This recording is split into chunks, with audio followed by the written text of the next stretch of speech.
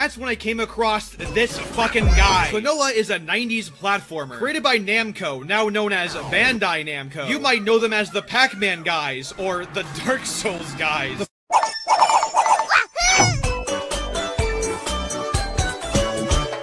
How can you hate that title screen? That's adorable. This is an incredibly weird way of starting a mascot platformer. A lot of games are just more than happy to thrust you into the action as a way to compensate for not really having a good story. How many chasers are left? Tell me.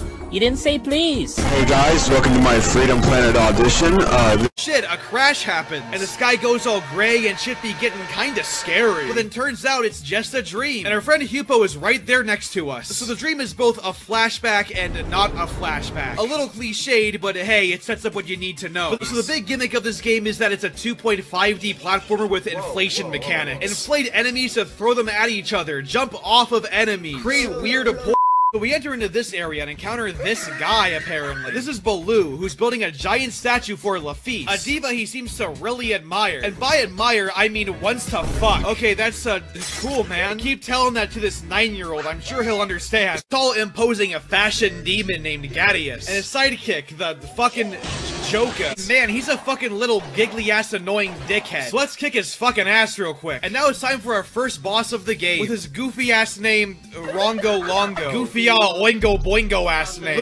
Klonoa even has a little Pac-Man hat. Why does he have it? I don't know. Because it's adorable, that's why. Turns out, though, the waterfall is falling backwards, this damn economy. Anyways, he helps us get into the castle, where Carol's mom, Pamela, and the king of the kingdom are both cursed and evil now. So what better way to fix these two than to kick their ass? We just inflated this fucking king and beat this kid's mom with it and beat the evil spell out of him. Honestly, fucking base. Now it's time for our next boss, the Gelg Bohm, the Glup Shitta. But whatever she's babbling about, we need one thing, and that's the moon pendant from earlier. And we gotta take that bitch to the Temple of the Sun, so we can go to this other place called the Moon Kingdom and save the day. But of course, Grandpa has the moon pendant, so we gotta go back to him and grab that. But turns out, Joko was spying on us, so we gotta get that moon pendant before he does. Make it over to Grandpa. Now we can grab that moon pendant. Except, something changes here.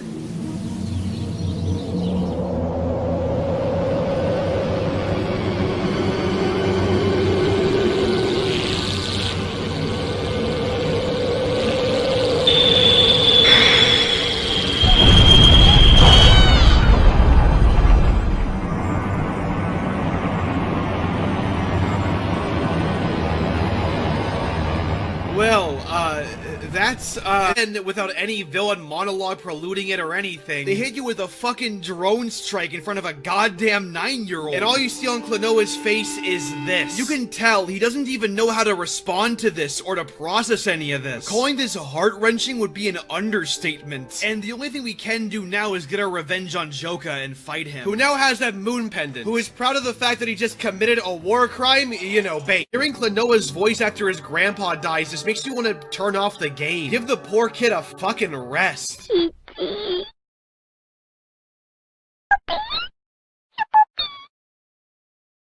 How are you? He just escapes and now we're left with Joka. So now it's time to kick his ass for Grandpa. Basically, this boss fight is stepping on tiles and avoiding attacks. Nothing complicated, but visually really cool. We then kill Joka, but as he dies, he says we'll end up in a world of nothingness. Gee, thanks Klonoa for reminding me of my crippling fear of death. The moon portal opens and the Moon Kingdom comes out of the ground. And now Klonoa is fucking pissed. Of course, since he's destroying the world, it's time for us to stop this motherfucker. So we have this real trippy boss fight where, of course, we throw enemies at him. And TLDR, we end up defeating him. All of our friends then show up, but Gadius isn't done yet and is still alive. And he unleashes this nightmare entity called Nahato. So now with the help of the true power of friendship, we gotta take him out. Oh god, he bored a 9-year-old too? Ew.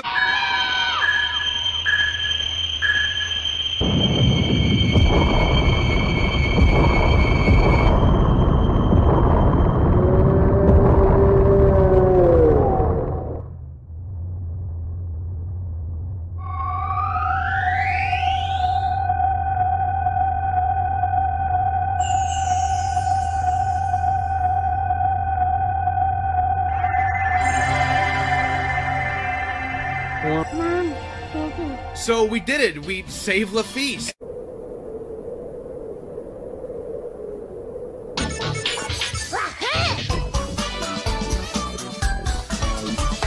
No, but like, for real, what the fuck are they gonna do here? Hell, the game even just looks different, with the art style shifting to more of a Sonic-like direction. Ew. Instead of those big old beady eyes and that short little stature, Klonoa is now lankier, he's snowboarding, he's posing cool, he's looking mad. His iconic Pac-Man hat, guess what? It's backwards now, fuckers. And most importantly, his eyes, no, bring them back, please. But Klonoa theory, in real life, he's a real boy and in a coma. Is the rapper Summers gay now? I'm gay. Top 10 Klonoa theories that will shock you. Number 8, we have Dirt 5. This sounds like a great formula. I'm sure nothing will fuck it up in the end. So Lolo enters into our ring, so I guess she's our new Hupo now. Transitioning us to our first level, the Sea of Tears. One of the most un-first level areas I've ever seen. It's a stormy, deserted island, reflecting the aftermath of how you would feel after Klonoa 1. Fucking depressed. The only thing I don't like artistically in this game is Klonoa's new design. Like, do they have to make him look this much like a Sonic character? I know he's older now, but where are those big ol' fucking yellow eyes? I miss those. It's not the worst redesign ever or anything. It's just, not my thing. Honestly, it's just probably my Sonic hate boner. Who knows? Travel down to La Kusha, which is what I smoked this morning, by the way. Watch Mojo Game Theory. Is Klonoa about smoking weed? To the bell we go, right? Except, oh shit, it's that ship from earlier. So we're finally introduced to Leorina and Tat, the two pirates that were in the ship in the beginning. And Leorina wants our world-famous Klonoa ring, which of course leads into our first boss. A boss that's pretty much just throw enemies at its weak spot. That, we got more bells to ring. So we head down to the Kingdom of Joyland, a giant amusement park kingdom, which is the Kingdom of Joy, hence the name Joyland. This time we're going to Volk to ring the Bell of Discord. And Volk is an angry place where people are always fighting. Indifference? Seclusion? I wonder if there's a connection here.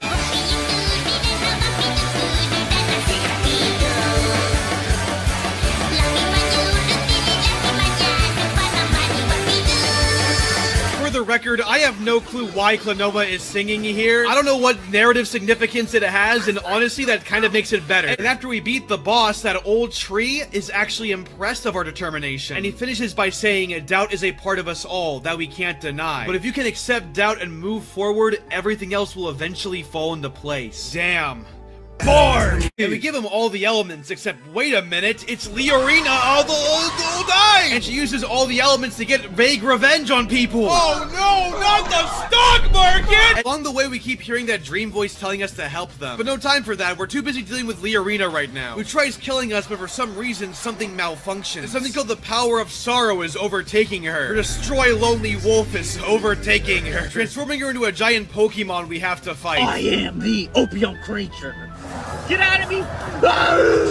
OMG, I think I'm turning into the opium creature. The name of this song is called Huponia, Ruin of Sadness. Oh!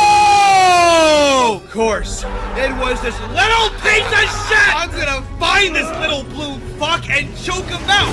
Doesn't even have a goddamn neck! I'll find a way! Except that's not what happens. The King of Sorrow isn't an old friend turned bad. He isn't the giant monster at the end of the book. This is the man behind the curtains. A fucking Sonic fan character. But we still have a boss to fight in the end. So we beat his first phase, which by the way is extremely trippy. The king then laments about how people can't accept sorrow, asking is there no place for me in the world. But Leorina, now on our side, appears. And she says, and I quote, you isolated yourself from the world, thinking that you're the only one who's sad. And shows Klonoa to show him the powers of the other kingdoms, or other emotions, the values and the absurdity of life. And we do so by beating his final boss form. You know, the video game shit. And once we defeat him, the king cries for help, as he was doing throughout the entire game. And Klonoa helps him. He comes to terms with his own sadness. And Klonoa tells him that the world won't forget about sorrow anymore, and no one will run away anymore. After all, we've come too far to turn back, right? Klonoa acknowledges that he won't forget sadness. But as the king fades away and turns into an element, we, along with Klonoa, realize that even though there might be false prophecies, and while awful, terrible things will always happen to us, we have people to fight for. After all, we've come this far, right?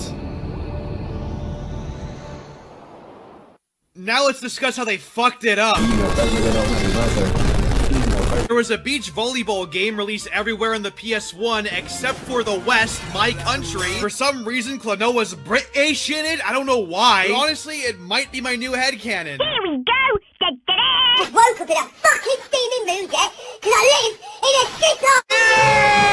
What the fuck is this? Why did they redesign him like a Final Fantasy 13 character. What the hell? Oh my god, no way.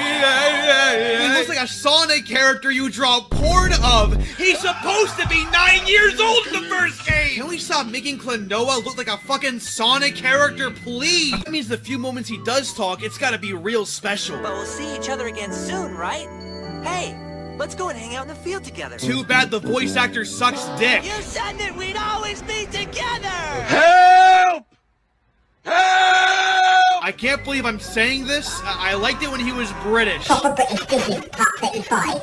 Petrol on fucking fire. Well done, Joker. Hey, they're gonna bully us anyways for it, so... The fact that Klonoa was a 9-year-old boy kind of made the ending hit harder. It's weird seeing this Sonic-aged character talk about playing in the field. Bro, you're a fucking, like, teen now. Go vape in the bathroom. Oh, also they gave Joker a monologue before he kills Grandpa. Oh yeah, you know what? I didn't like the original game either. Please keep ruining it. Now, I'll take that pendant if you don't mind. Ready for an exciting adventure as you help Klonoa save Phantomite. Boss, we're supposed to make people want to buy the game? Sell me this pen. That was it. Until finally, at a Nintendo Direct, Bandai Namco finally announced a remaster of the first two games. Klonoa 1 is basically the Wii version of the game, but they swapped the models and voices out. It is closer to the PS1 version. I like the models more. I like the graphics more. They're a lot more brighter and colorful. The voices are insanely bit-crushed, though.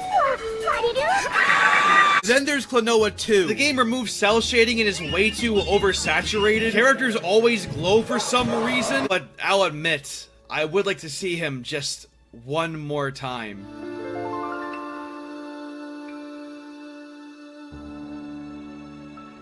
Oh yeah, Sonic Frontier sucks dick, by the way.